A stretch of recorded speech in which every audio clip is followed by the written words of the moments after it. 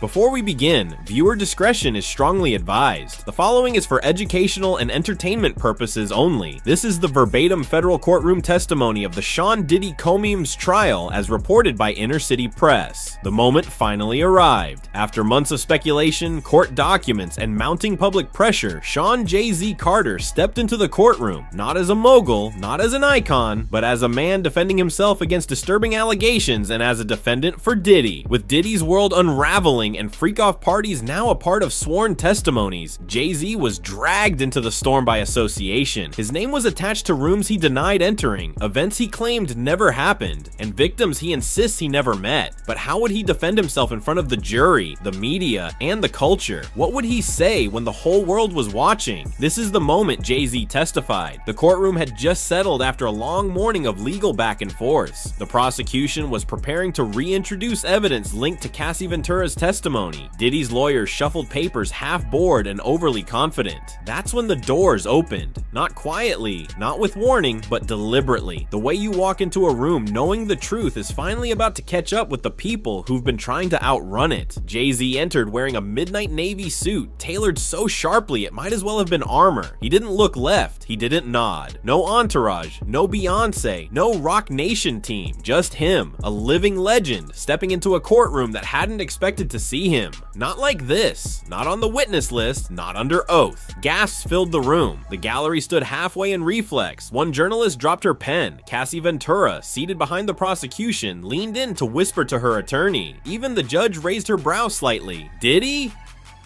He turned toward the entrance and didn't blink. His eyes locked onto Jay like he was watching a ghost he buried 20 years ago rise from the dirt. This wasn't planned, not by the press, not by the public. Jay-Z had requested a sealed session for his statement, but the court overruled it. Transparency, that was the ruling, and now Jay was about to give the performance of his life, not with lyrics, but with memory. He took the stand, he swore his oath, and the courtroom filled with federal prosecutors, entertainment journalists, and attorneys who once negotiated million-dollar deals at brunch tables, leaned forward like they were listening to the first verse of a track they weren't supposed to hear. His voice, calm, controlled, but tight, like a rope pulled in both directions. "I want to make it clear," he began. "I came here because silence ain't an option no more." And with that sentence, everything changed. Because when Sean Carter speaks, not the mogul, not the rapper, not the billionaire businessman, but the man behind it all, it's not just a testimony, it's a reckoning. Jay-Z didn't waste time. He didn't come with denial as his opening weapon. He came with context, and that was even more dangerous. Yes, I was invited to Diddy's events. Yes, I attended. But let me be clear, what I saw and what I was told were two very different realities. He said those words carefully, deliberately. His lawyer sat stiff. The defense looked confused. Was this helping them? Was he flipping? The answer would come slowly, piece by piece. As Jay-Z told the court something nobody expected. "I saw the setups, the NDAS, the confiscated phones, the back rooms with curtains. I never went in those rooms. I never signed those papers, but I knew." He paused. "I knew something wasn't right." That sentence broke the courtroom wide open because it wasn't just an admission of being present. It was an admission of witnessing the mechanics of the machine Diddy allegedly built. A machine that Cassie, Dawn, Richard, and others had described in excruciating detail. Jay-Z turned toward the jury. "You see, in this industry there are parties, and then there are parties, and the ones I was at, the ones I started walking away from, those weren't parties anymore. They were systems designed experiences, the kind that aren't about fun, they're about power, controlled." The prosecution asked, "Did you ever witness anything criminal?" Jay-Z hesitated. "Number, not directly, but I saw enough to know I shouldn't be there."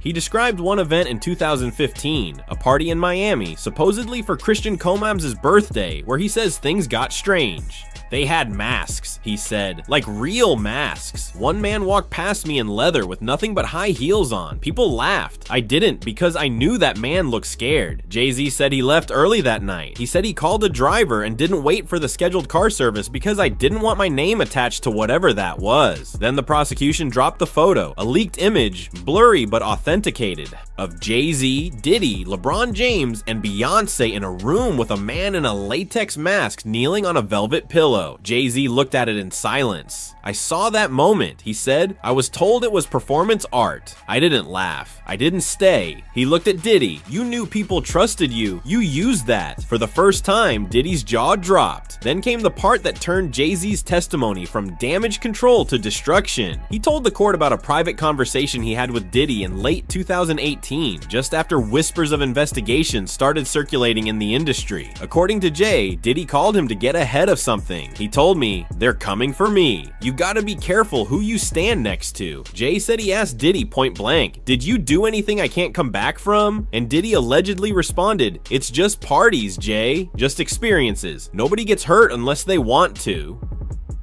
Jay's voice cracked slightly. That was the last real conversation we had. He looked at the courtroom. I stopped answering his calls after that. Jay said he began distancing himself, skipping Revolt events, pulling out of collaborations, even instructing Rock Nation reps to keep our brand away from whatever Puffs got going. Then the prosecution revealed something else, an email exchange between Jay-Z's legal counsel and an anonymous party from early 2020, in which Jay's team is warned that NDAs from past events might be weaponized against those who were present, even if they weren't involved. Jay nodded. I knew what that meant. They were going to use silence as a shield. I wasn't about to get caught behind it. He finished the third part of his testimony with a sentence that made headlines before the court even recessed. "He used to be my brother, but now I see who he really was and who I almost became by standing too close." The room was silent and the fallout just beginning. As Jay-Z sat forward in the witness chair, his hands folded. His voice came out strong, but undeniably emotional. The courtroom had already been rattled by the allegations and rumors circling the trial, but now the weight shifted. Jay-Z wasn't just here as a celebrity being dragged into another scandal. He was a husband, a father, and a man defending everything he had built. "I need to speak about my family." He began looking directly at the jury, because when my name gets dragged, so does theirs. The room was silent. Jurors leaned in. Reporters stopped typing. Even Diddy, who had been scribbling notes on his legal pad for most of the morning, looked up.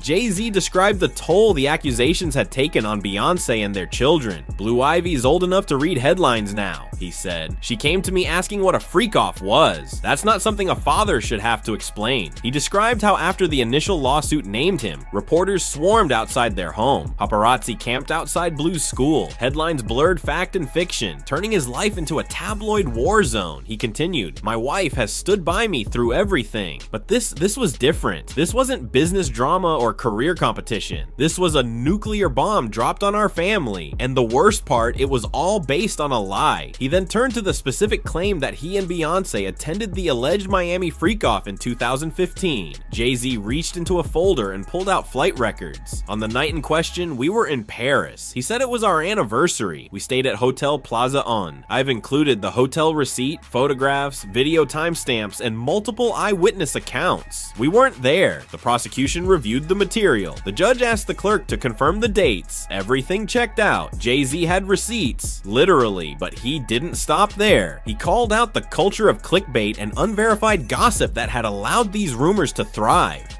"When did we stop demanding proof?" he asked the room. "When did accusation become conviction?" He emphasized that his reputation wasn't just his own, it was tied to his wife's, his children's, his entire legacy. "I've spent decades building something clean, something that lifts our community, and in a single headline that gets smeared with no evidence." Beyonce was mentioned several times, but Jay-Z was careful. He didn't lean on her fame or status. He spoke of her as a mother, a woman blindsided by allegations she had no part in. "I came here to defend truth," he said, "and to make sure no one, not even a billionaire, gets away with burying people in lies." Jay-Z's composure never cracked, but his voice took on a sharper edge as he addressed the next major claim, the infamous Miami party hosted at Gloria and Alio Estefan's mansion, where he was allegedly seen by multiple witnesses during Diddy's alleged freak-off event. "I want to be very clear," Jay-Z began. "I have never in my entire life attended a party at Gloria Estefan's house. Not in Miami, not anywhere." He unfolded several documents, a timeline of his activities from that week, supported by security detail logs, transportation manifests, and charity event programs. He walked the court through every hour of the date in question. "On the night of the alleged party, I was in Los Angeles. I was attending a charity dinner hosted by the Sean Carter Foundation at the Peterson Automotive Museum." He said, "Here's my speech transcript. Here's the guest list. Here's a photograph with the mayor." The evidence was irrefutable. irrefutable. The court clerk displayed a screen showing the security log of the museum, which captured Jay-Z's entrance and exit down to the minute. But the part that hit hardest wasn't the proof. It was the breakdown of how these rumors got started. Jay-Z called out the vague phrasing in lawsuits and the power of innuendo. "You don't need a lie to be loud," he said. "You just need it to be repeated." He explained that his name had been attached to these rumors, not because of any witness, but because of a pattern of him attending Diddy's events in the past. "That's what this has come to. I once went to a brunch, so now I'm complicit in everything this man's accused of." He told the jury that the media narrative had spun wildly out of control. They printed that I was seen in a place I've never been, and that one sentence turned into dozens of articles, thousands of tweets, and irreparable damage. Jay-Z's team submitted a report showing how many news outlets had repeated the same false claim. Not one reached out for comment. Not one tried to verify. As the judge acknowledged the validity of the records, Jay-Z looked toward the prosecution and said plainly, "If you're going to drag a man into a trial this big, you better have more than gossip and guesses." The final stretch of Jay-Z's testimony took a darker, surreal turn as he addressed the ocean of conspiracy theories that had swirled since Diddy's downfall began. He shook his head, glanced at the jury, and said, "I've been called a lot of things in this industry, but Illuminati puppet, master manipulator, murderer by association, that's a new one." He acknowledged the internet frenzy, how TikTok accounts had posted deep dives connecting him to everyone from Harvey Weinstein to R. Kelly to Jeffrey Epstein. "They say with and where there's smoke, there's fire," he said, "but sometimes the smoke is just fog machines and YouTube edits." Jay-Z brought up specific accusations that he was involved in Aaliyah's death, that he helped orchestrate the deaths of Michael Jackson and Tupac, that he paid off people to stay silent about Diddy's freak-offs. "Not one of these has been backed by a single shred of evidence," he said, "but they get repeated because it's sell." He then took out a printed Reddit thread, one with thousands of upvotes speculating about his supposed inner circle with Beyonce and Diddy. He held it up. "This is what passes for journalism now." Jay-Z explained how the theories had begun affecting real people. "I've had family members get followed, business partners backing out, even death threats because someone on the internet connected dots that don't exist." But then he did something unexpected. He admitted that silence may have made it worse. "I didn't speak up sooner because I thought the truth would be obvious, but maybe I underestimated how fast lies travel when they come with good production value and ominous music." He ended his statement by saying, "I'm not asking you to like me. I'm asking you to listen, to think, to demand proof, because if we don't draw the line here today, then none of us are safe from what comes next." Jay-Z sat back,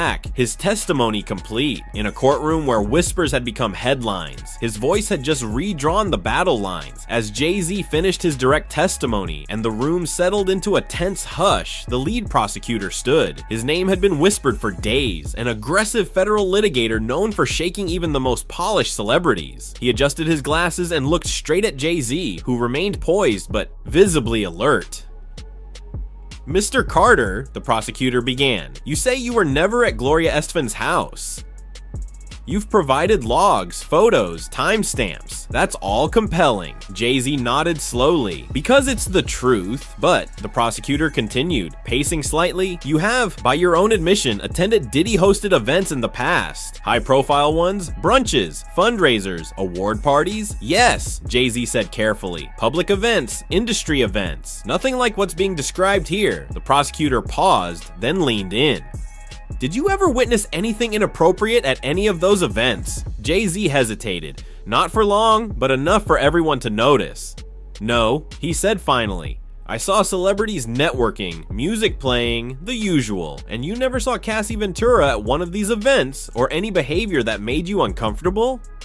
Jay-Z's jaw tightened. "Cassie was often present. She was Diddy's partner, but I never saw her in distress, and I certainly never saw the things she's described in her testimony." The prosecutor shifted gears. "So when you hear now what she's claimed about coercion, about abuse, about the so-called freak-offs, you're saying you're completely blindsided." "I'm saying I didn't see it," Jay-Z replied firmly, "and if I had, I wouldn't have stayed quiet." The prosecutor nodded. "That's what Russell Simmons said too." The room gasped. Jay-Z blinked, his poker face breaking for a half second. Objection. Jay-Z's attorney barked. The judge sustained it, but the implication lingered in the air. The prosecutor continued, pushing the idea that Jay-Z's proximity to Diddy gave him access to more than just music industry clout. He floated the possibility that Jay-Z knew more than he was admitting, but without direct evidence, it was all strategy. The jury watched, some skeptical, others sympathetic. Jay-Z's final response before stepping down cut through the tension. "I'm not here to protect Diddy, I'm here to protect my name. And if I was part of that world, if I even suspected it, I wouldn't be testifying. I'd be on trial." As Jay-Z stepped down from the witness stand, he adjusted his suit jacket, briefly glancing toward the gallery where Beyonce was not seated, but her absence felt present in every stare. He exited through the side door, escorted by security, but the courtroom remained buzzing. Murmurs, headshakes, and gasps. Some in disbelief, others in vindication. Reporters in the gallery exchanged frantic texts and notes. Social media was already erupting. Headlines flashed. Jay-Z breaks silence under oath. Jay-Z versus prosecution. Jay-Z defends Beyonce and family from Diddy ties. There was no waiting for a verdict. The internet had already rendered one, but inside the room, something more complicated was unfolding. The jury remained unreadable. Juror 4, a middle-aged black woman in a beige pants suit, scribbled steadily in her notepad. Juror 9, a young man with a military haircut, stared at the empty witness chair long after Jay-Z had left it. And the alternate juror, he bit his pen cap in silence, eyebrows furrowed. One spectator, a former Bad Boy intern, was caught by the sketch artist wiping tears from her eyes. She told a reporter during recess, "He talked like he didn't know, but we saw him at those events. Maybe he didn't see what we saw, or maybe he just looked away."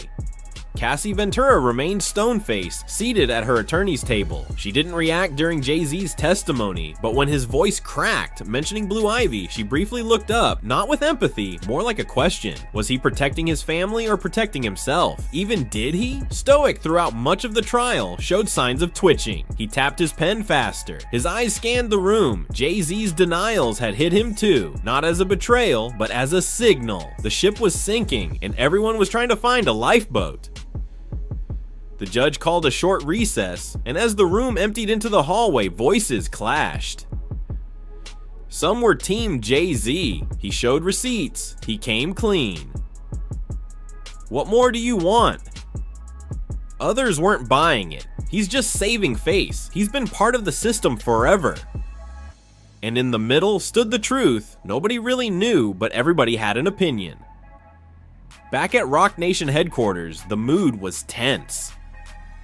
Jay-Z's team had released no official statement post-testimony. His attorney, Alex Spiro, offered only a brief quote outside the courthouse. Mr. Carter testified truthfully and courageously. "We stand by his integrity, but the world wasn't waiting for legal summaries." Within 12 hours, every major outlet from TMZ to the New York Times had dissected his testimony. Some praised his transparency, others called it calculated damage control. Beyonce's name trended globally for 36 hours straight. Her publicist declined to comment. Fans were divided, some fiercely defending her, others questioning how deep the couple's connection to Diddy really went. Meanwhile, the prosecution was regrouping. Jay-Z hadn't shattered their case, but he had complicated it. He had humanized himself, distanced his family, and redirected the spotlight. But in doing so, he raised another issue: the industry's pattern of plausible deniability. The DA's office released a quiet statement. While Mr. Carter's testimony was significant, our investigation remains ongoing and extends beyond any one individual. Translation: this isn't over. And then came the wild card, 50 Cent. Never one to stay quiet, he posted a photo of Jay-Z on the stand with the caption, "Nice performance, but we ain't forgot them brunches, my guy." It went viral instantly. In the days that followed, other celebrities began to reappear. Alicia Keys reposted a quote about truth cutting through silence. Questlove tweeted cryptic emojis. Even Oprah posted a vague story about building from ashes. Jay-Z's reputation had taken a hit, but it hadn't collapsed. His testimony, for better or worse, marked a moment where silence was no longer an option. And in a case full of twists, one truth was clear. The courtroom wasn't just trying Diddy, it was trying an entire era of power, proximity, and protection. Jay-Z had survived the stand, but the real trial, the trial of legacy, was just